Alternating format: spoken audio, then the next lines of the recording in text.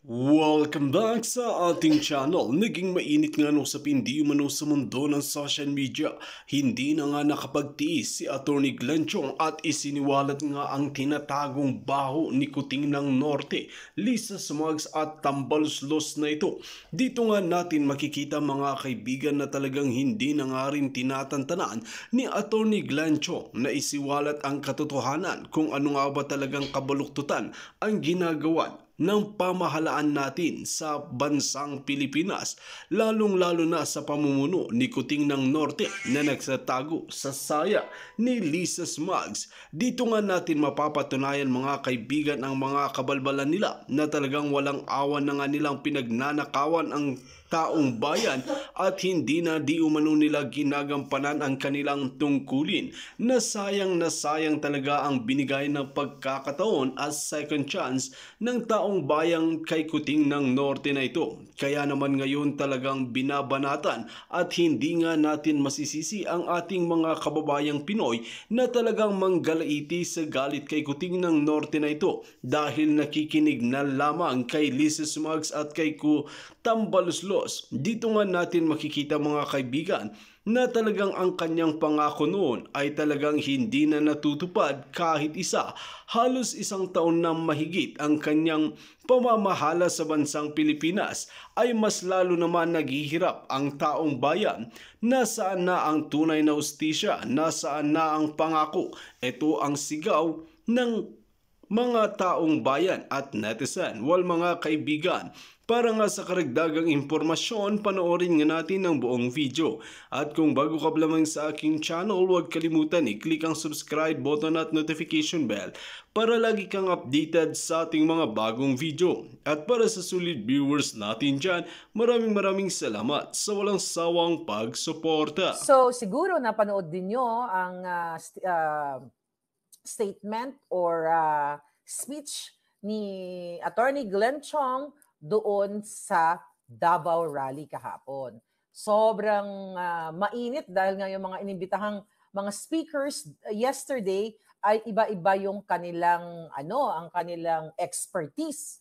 So kung si Spokes Harry Roque, ang kanyang expertise ay international relations, 'di ba? Ang kay Atty. Glenn Chong naman ay electoral reforms. Kaya naman isiniwalat niya doon ang kanyang nalalaman laban dito sa ating vangag na presidente. Alright, si Ferman Raga. Okay, si Alex Tiguran. Okay, I'm so slang today, ha? Si Jerry Partosa. Okay. And of course, si Vi Noel Jim. So ngayong araw na ito ay mga palangga, dahil kailangan ang momentum natin ay hindi pa kakabog. Tatanungin natin si Atty. Glenn Chong, paano ba ang ang vibes o ambience doon sa Davao Rally behind the scene? Kasi syempre, hindi natin nakikita yung mga dramatization, yung mga eksena sa likod ng camera, di ba? Yung mga behind the scenes nga. And si Garen Mijares, all right, Garen, how are you, my love? Okay, si Alex, si GV. Okay, so aalamin natin kay Atty. Glenn Chong at bigyan natin sa ng kalinawan on the lawyer's perspective. Okay, dahil alam niyo naman pagdating naman sa debatihan at sa pagiging abogado, wala namang isa yan sa pinaka magaling natin ay pambato ay ang aking Atty. Glenn Chong na patuloy na lumalaban sa kasinungalingan ni Jahas. Eto na siya. Welcome to my channel again, Atty. Glenn Chong. Hi, how are you? Hello, Ate Claire. I'm good. And I was listening sa iyo kanina and wow. You superbly explain it all from the medical perspective. Of course, I defer to you kasi ikaw yung medical professional, hindi naman ako. But I'm very amazed at your explanation and I suppose marami ang naliwanagan sa ating mga kababayan. Thank you for that. Thank you for having me in your channel at mga kababayan. Thank you for joining us ni Ate Claire. Marami tayong pag-uusapan ngayon, including the negative button.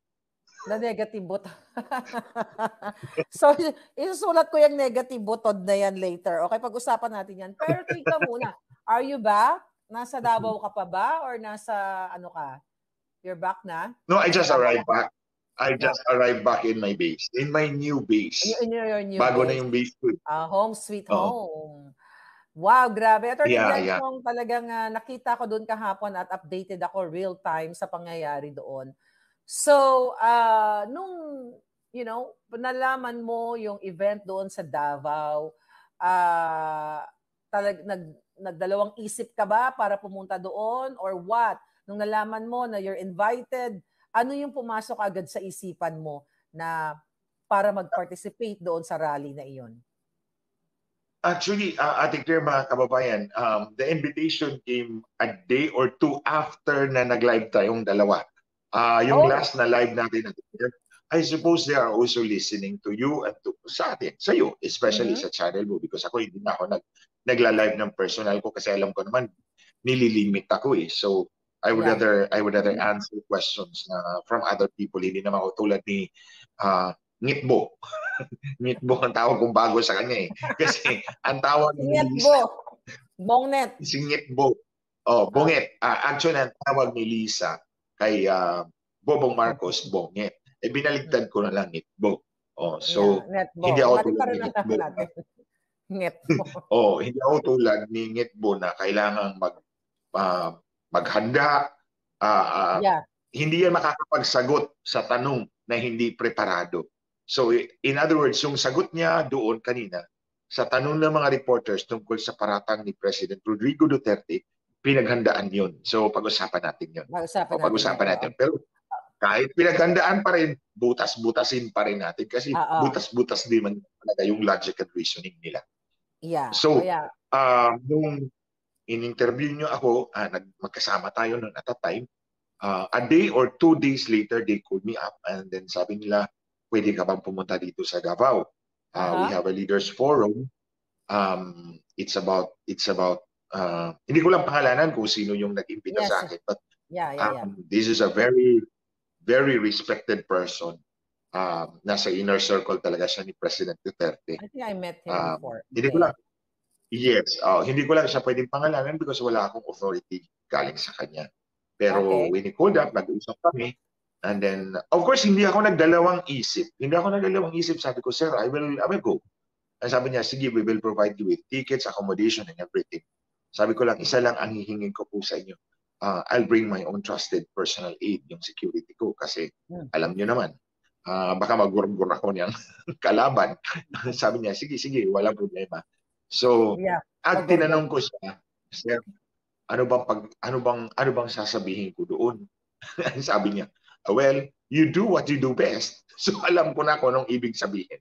You do what you do best. So ibuking ko kung sino ang nagpapatakbo ng gobyernong ito. Wala nang ibang-iba kundi si Lisa Ahas Marcos.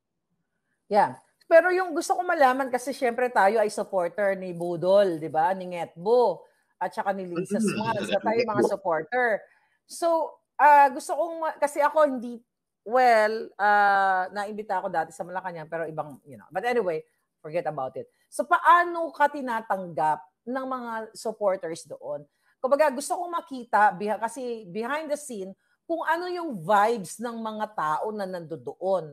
Kumbaga lahat, whether sila ay mga politiko or just just the leaders from different sectors. So ano yung napansin mo, Attorney Glenn?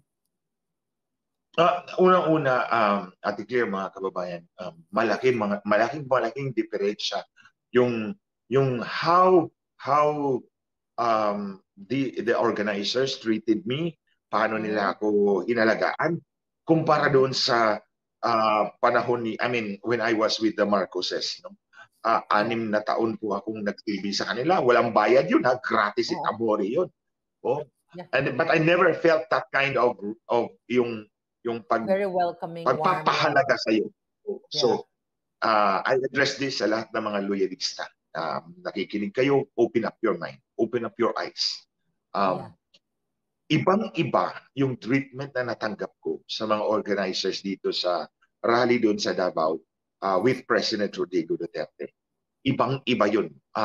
Kaysa nung 6 na taon akong kasama ko itong dalawang mag-asawang walang kwenta, makikita mo walang pagpapahalaga yun. Basta gamitin ka lang ng gusto. Gagamitin ka to the max. Ito iba. Hindi pa nga ako nakapagsalita eh. Hindi pa ako nakapagsalita. Pagdating ko doon, hindi ko lang didetalihin. Yeah. They ensured that I will be secure. They ensured that I will be secure from the airport to the hotel to the venue and back to where I'm based now. So, Yeah. kampanteng-kampante ako dahil I'm sure hindi ako magugurgur ng mga kalaban. I'm secure, I'm comfortable. So, ang sabi ko rin, doon pa lang ha. Doon pa lang sa airport pa lang nakita ko na yun on the way back, on the way to the hotel. And especially doon sa hotel. Pinaramdam nila sa akin na you are our equal. Hindi ka second-class citizen. Wow. Mahalaga ka. So kaya diba, that's what I told you the night before na sinabi ko sa'yo, Ate Claire, ibang-iba yung treatment na natanggap ko rito. Considering na this is my first time na makahalubilo ko sila. And then the next morning, hinatid ako dun sa venue, of course, with my security. And then doon, nakita kami for the first time ni Attorney Vic Rodriguez. Was it na pala? And then of course, kakaibiganin ko rin yun. Kasi kakampi natin. He's really friendly. Of course, kilala ko naman. He's really the same guy as I know him before. So, of course, nandun si Congressman Sid Ungam. Nakasama ko itong congressman noong 2007-2010. So, actually, komportable ako doon. Nandun sila Miss Lorraine Badoy, si Eric, and then, of course, si Manong June Ibasco.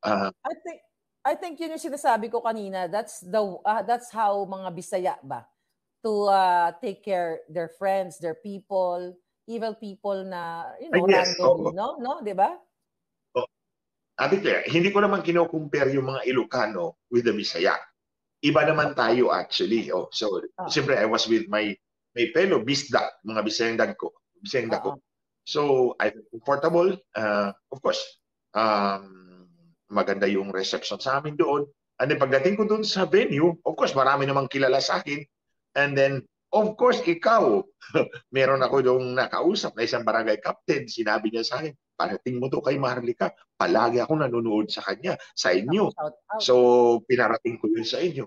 Marami actually doon are actually following you. And they believe you. Thank you. May nag-comment kanina dyan na taga Davao, nagkita daw kayo. Comment ka nga uli palangga na wala yung message mo. Baka siya yun. But anyway, shout out doon kay Barangay Captain. So, going back. Barangay official siya. Yung nandun sa venue, actually, andun sa conference hall, I estimate about 2,000 people. Pero hindi yun ordinary people lang. Mga leaders yun. Leaders yun from across the country. May nakausap ako from Tarlac, may from Pangasinan, may from Nueva Ecija, may Samar, may Leyte, may Cebu, may Masbate. So I know that they all come from different parts of the country. Tapos, mga kababayan, gastos po nila yung personal. Personal po nilang gastos yun. O hindi po sila ginastosan ng organizers kasi hindi naman kayang gagastos sa 2,000. Wala po sila sa gobyerno. Hindi po natin hawak ang Bureau of the Treasury na tulad ni Marcos at ni Kuting at ni Ahas, ni Ngitbo. So, wala po sila. So, yung pumunta po doon sa rally na yun, it's out of love for our country, out of love for President Rodrigo Duterte. Sacrifice po yun ng mga leaders. Actually, meron pa nga ako mga kasama doon, mga high-end members of society. Pagdating doon sa hotel, naka-high heels pa sila. Tapos, nagpalit sila ng kanilang mga... Nag-sneakers sila. Kasi, ang sabi na mag-sneakers tayo lahat kasi hindi pwede yung mga high heels natin kasi pupunta pa tayo doon sa prayer vigil, sa rally. So, parang bumalik sila sa kanilang mga rooms, nagpalit sila ng kanilang sneakers. And I was amazed. Parang masarap, baka masarap ko silang kaibiganin kasi ganyan ako. Kapag ako'y nagrampa-rampa, di ba? Nagrampa-rampa ako, naka-high heels ako, may baon akong flat. Rampa-rampa. I remember sa Beverly Hills. Oo, nagpalit ka pa ng flaps. I remember that. Of course, they are well-to-do members of society. And then, bumalik nga sila sa hotel rooms nila, nagpalit sila ng sneakers, iba-iba namang klaseng sneakers nila, pero walang tatalo sa sneakers.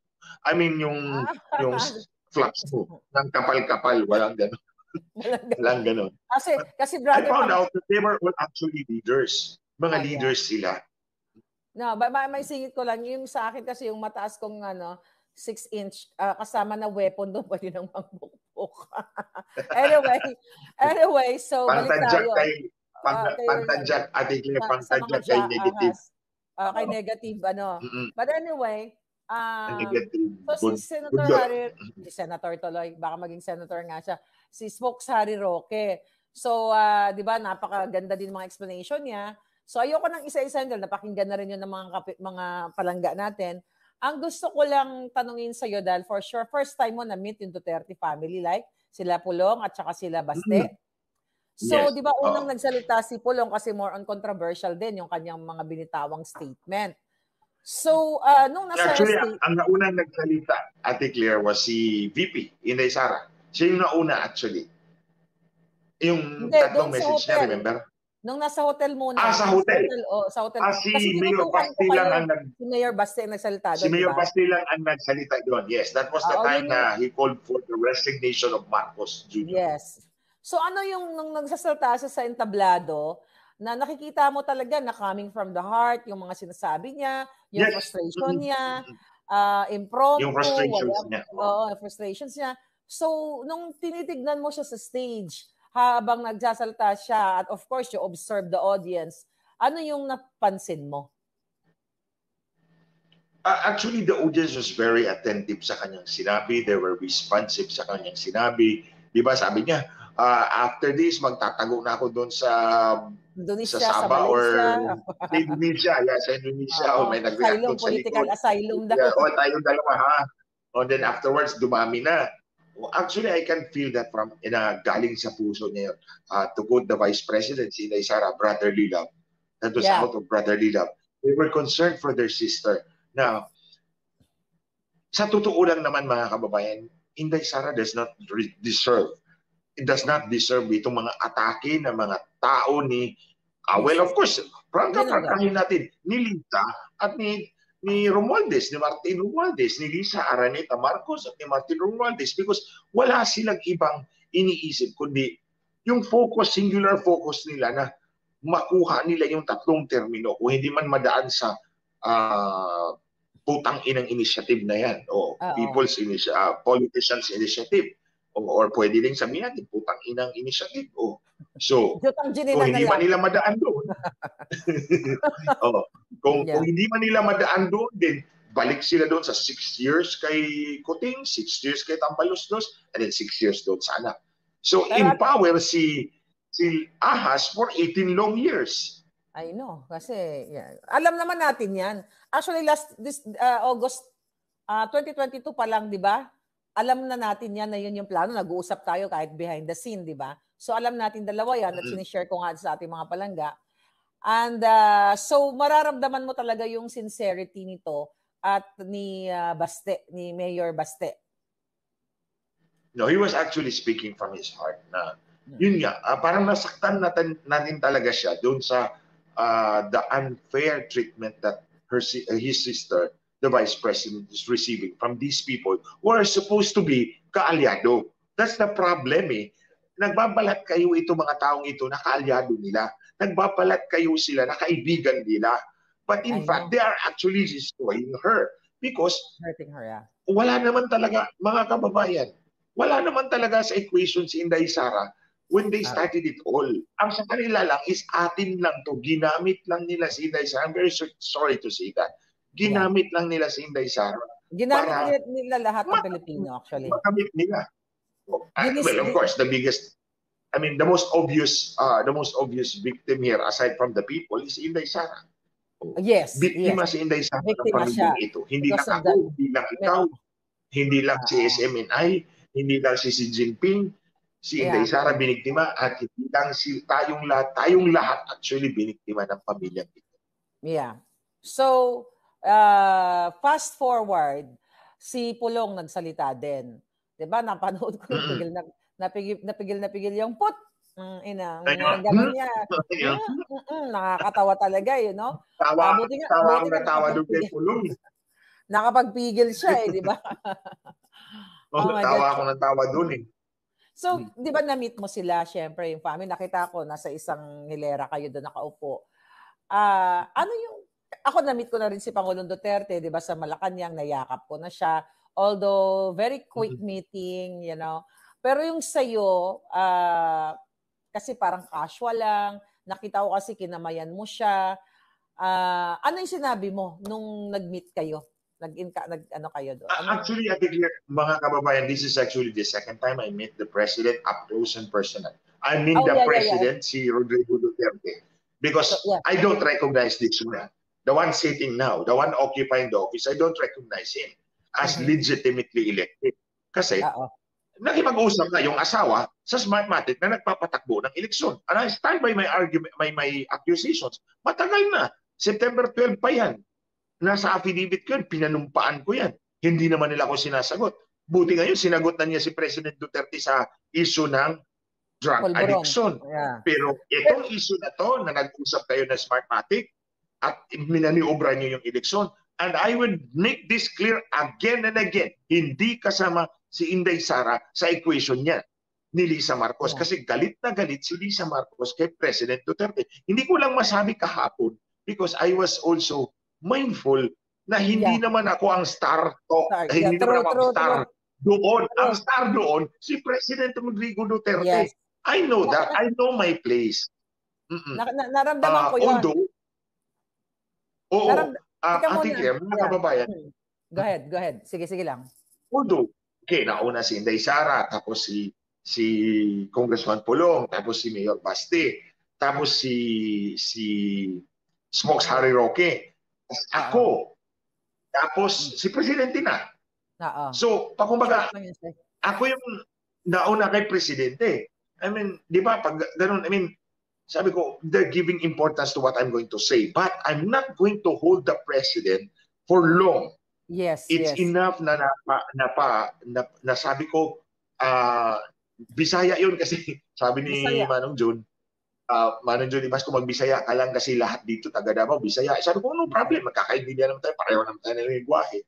Although sabi ko, i-subtitle nyo na lang. Kinuha ko yun kay Mayor Baste. No, sinabi niya, i-subtitle nyo na lang kung hindi nyo maintindihan. Anyway, ang sinabi ko lang, binuking uli si Lisa Marcos na nag-usap at ang Smartmatic. But I would like to make it very clear, doon sa hotel sinabi ko to, hindi kasama si Inday Sara dyan. Dahil galit si Lisa Marcos kay President Duterte dahil hindi inappoint si Ngitbo sa Department of Agriculture. Di ba? Kinausap ka, Ate Claire, ikampanya siya. Ako, kinausap din na kay kampanya si Ngitbo na gawing secretary ni President Duterte sa Department of Agriculture. O, naku po, kung naging secretary yun, mga kababayan, ang sibuyas, naging ginto nung panahon ni President Duterte.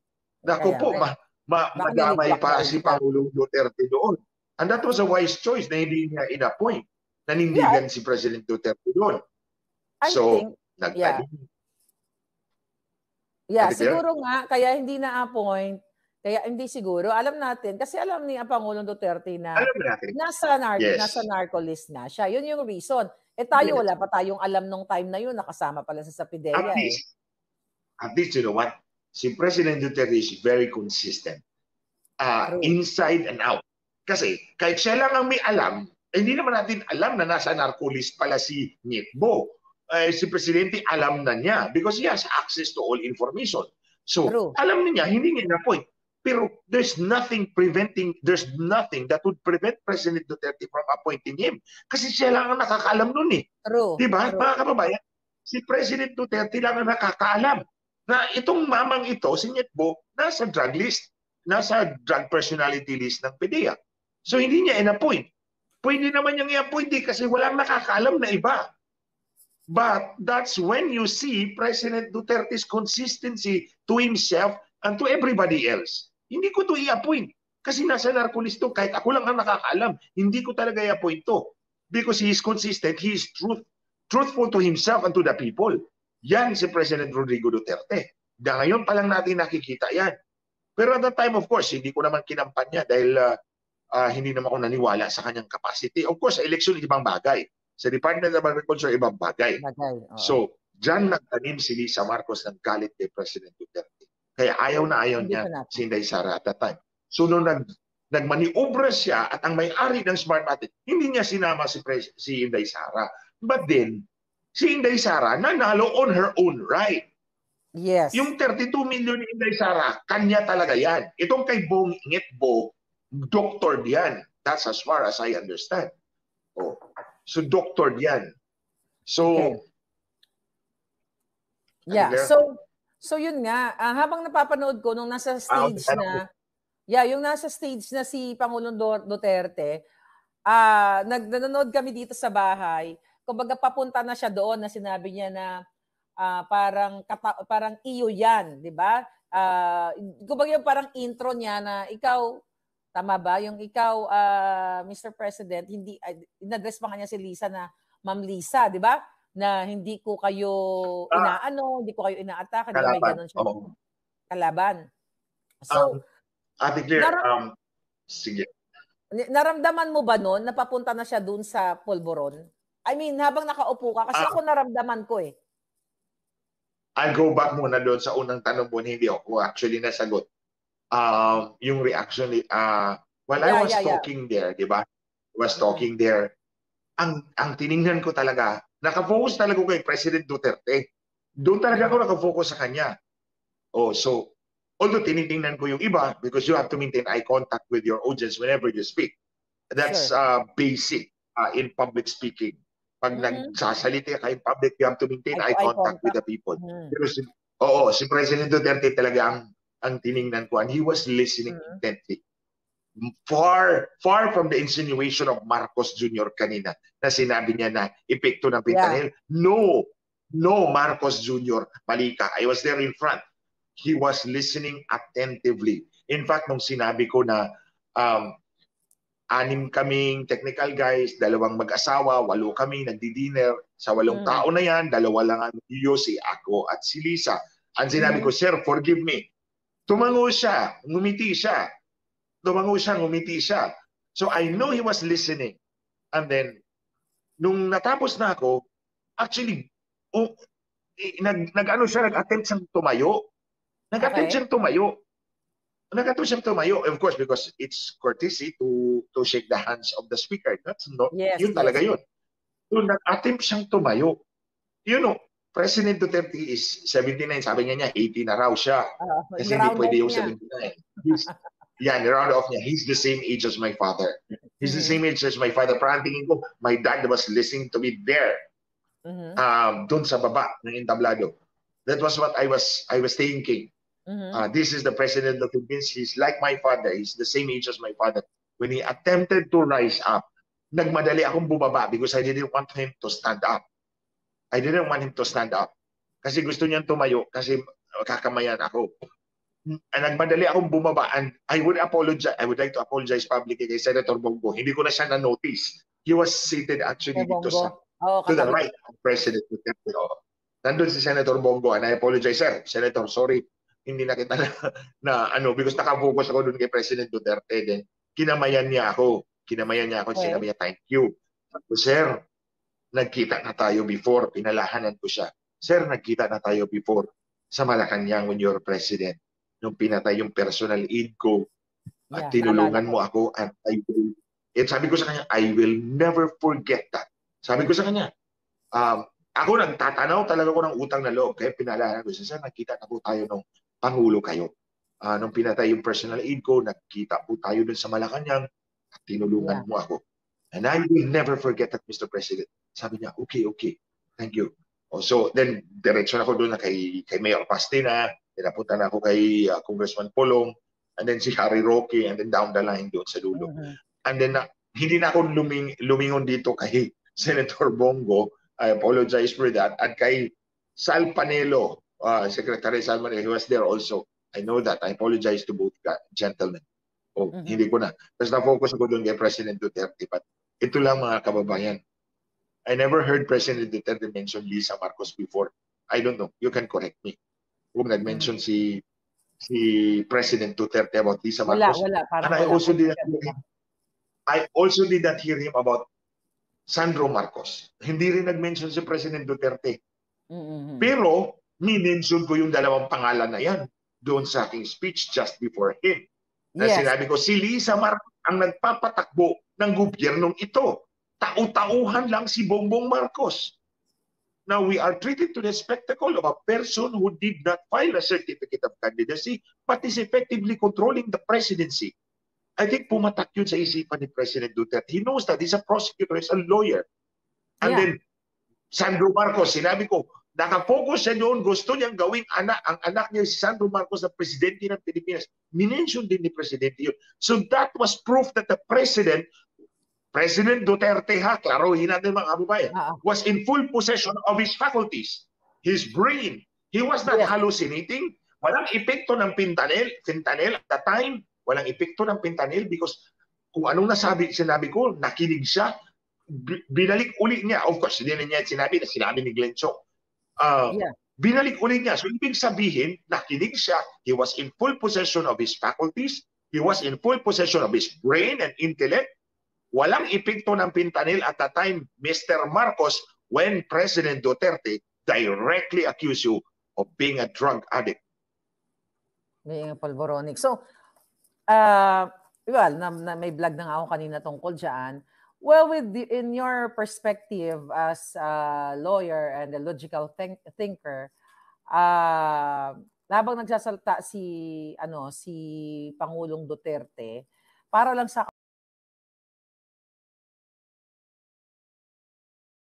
Dito nga natin makikita mga kaibigan ang katarantuluhan nga na ginagawa ni Kuting ng Norte, Lisa Smugs at Tambaloslos sa bansang Pilipinas. Kaya naman si Atty. Glenn Chong ay talagang isiniwalat kasama na rin si Madam Maharlika ang kabulukan na ginagawa mismo ni Kuting ng Norte, Lisa Smugs at Tambaloslos sa taong bayan. Well mga kaibigan, kung kayo ang tatanungin, may kredibilidad pa nga ba talaga si Kuting ng Norte na ito or wala na? Just comment below sa ating comment section at ating pag-uusapan.